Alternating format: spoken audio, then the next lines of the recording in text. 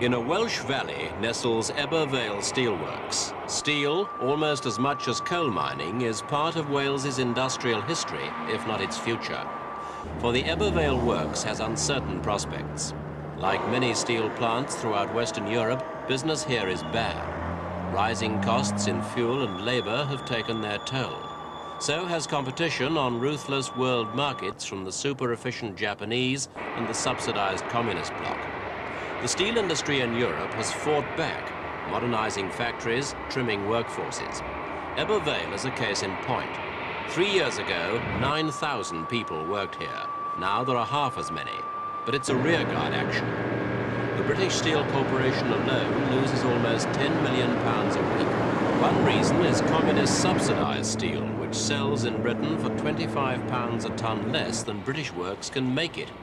And the story is similar elsewhere in Europe.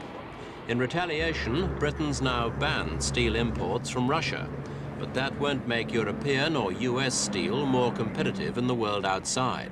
For those who depend on steel for their livelihood, it's an agonizing situation. This is Poland, and here there's no such crisis. The monument commemorates the 3 Silesian uprisings.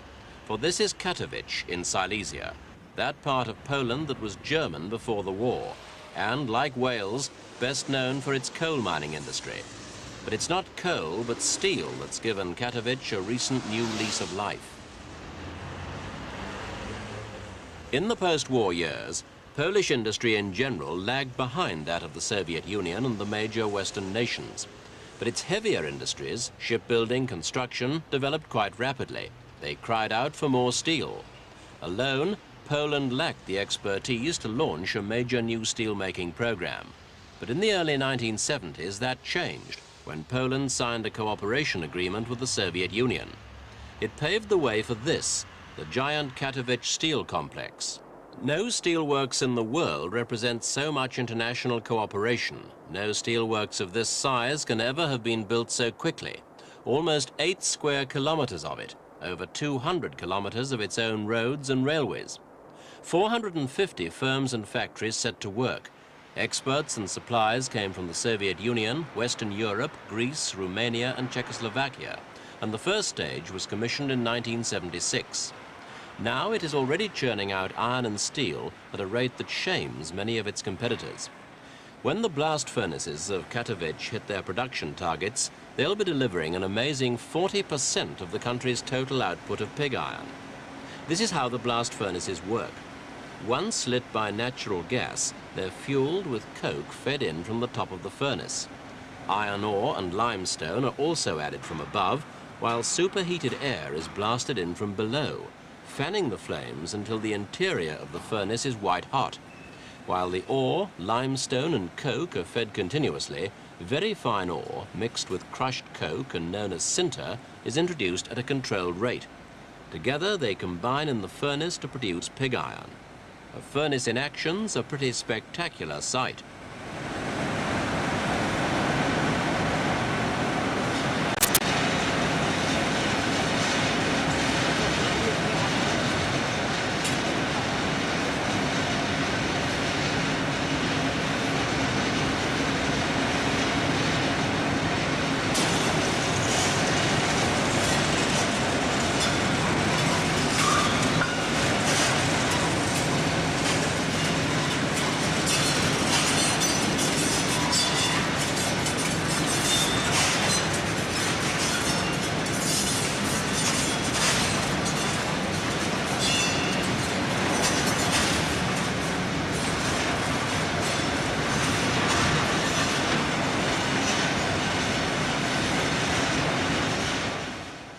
At the foot of the furnace, the limestone combines with the impurities in the ore, forming a liquid slag which floats on the molten rivers of iron. When this slag is tapped off, the iron that's left is 90 to 95% pure. It's known simply as hot metal.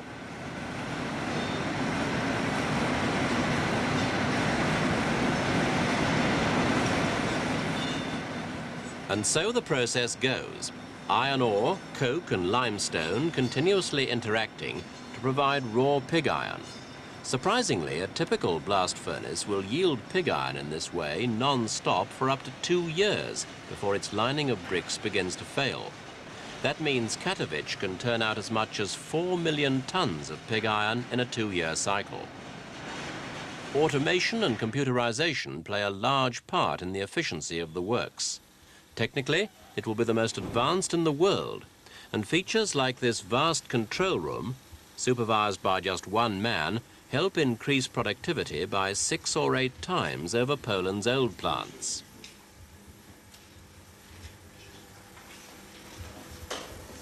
Not all the investment at Huta Katowice has gone into actual production. The planners have also used the latest technology to reduce pollution and noise to a minimum.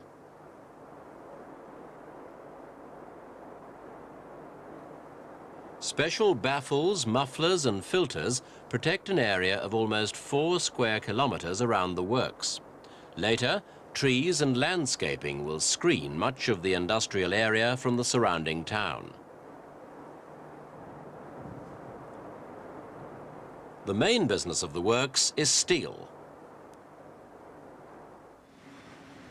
Hot metal is brought by the tub load from the blast furnace to the steel converter, which lies waiting ready loaded with a proportion of metal scrap. The method used here is the basic oxygen system, the quickest and most efficient method currently finding favor all over the world. Once charged, the converter is tilted upwards, ready for an injection of pure oxygen. When the oxygen's blown in, lime's also added to remove impurities from the steel. Out comes the pure steel. The converter here takes 300 tons a time and converts it into steel in just 40 minutes. That's 15 times faster than the old open hearth system.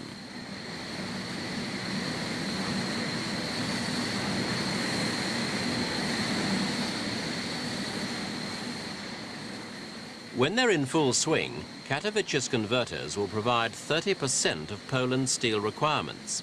Compared to old plants, its steel-making manpower is 8 times more effective. Quality, too, is higher. Constant monitoring by a well-equipped lab sees to that. Samples of produce can be summoned by technicians without them having to leave their seats. During this century, the technique of steel making's undergone vast changes in scale. New processes have been developed continually to produce a bewildering variety of steels for hundreds of different applications.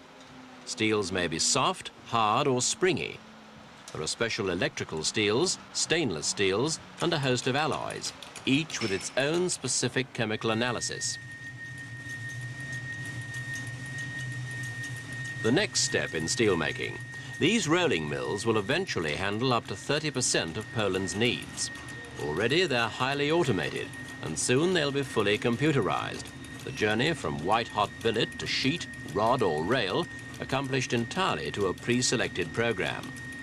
TV cameras already give a close-up view of the rolling mill's conveyors for operators high in the control gallery above.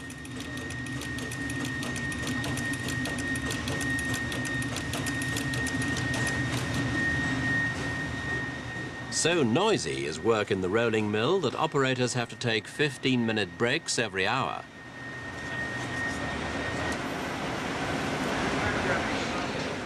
The rollers squeeze with a force of 2,000 tons or more. Speeds have to be accurately controlled. For the smaller the section of steel becomes, the faster its rate from roller to roller. Compared with European and American steelworkers, Polish steelmen are poorly paid. One major factor that helps make Polish steel so competitive on export markets. Even so, the workers here aren't complaining. A look around the factory car park shows how well off they are by communist bloc standards. No Mercedes-Benz or limousines, it's true. But at least a high proportion of workmen here can afford to run the domestically made Polski Fiats. And by comparison with other workers in their own country, they're well rewarded.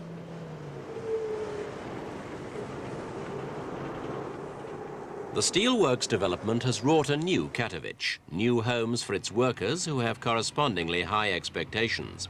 Over 10% are high school graduates. Housing, of course, goes with the job. But benefits go further than that. Among current projects is a special new health centre, and already there's a works-run social club to cater for Huta Katowice's young workers. The average age for the whole workforce is below 30.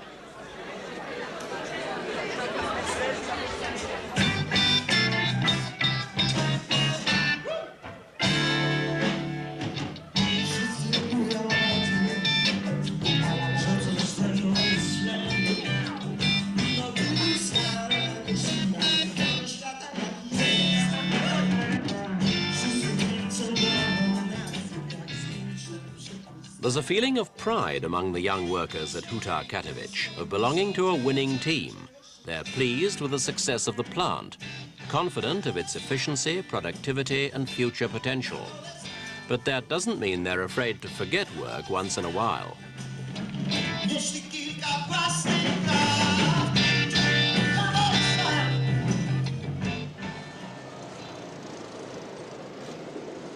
In the centre of Katowice town stands Kosciuszko, the old steelworks which will close when the final stage of its replacement becomes fully operational. It's a reminder that Poland's lavish investment in modern automated plant has to succeed, and to be successful it must sell steel. Already production goes from here to Belgium, Switzerland, Norway, France and Yugoslavia. When the rolling mill begins to turn out rails and sheet steel, other markets will follow.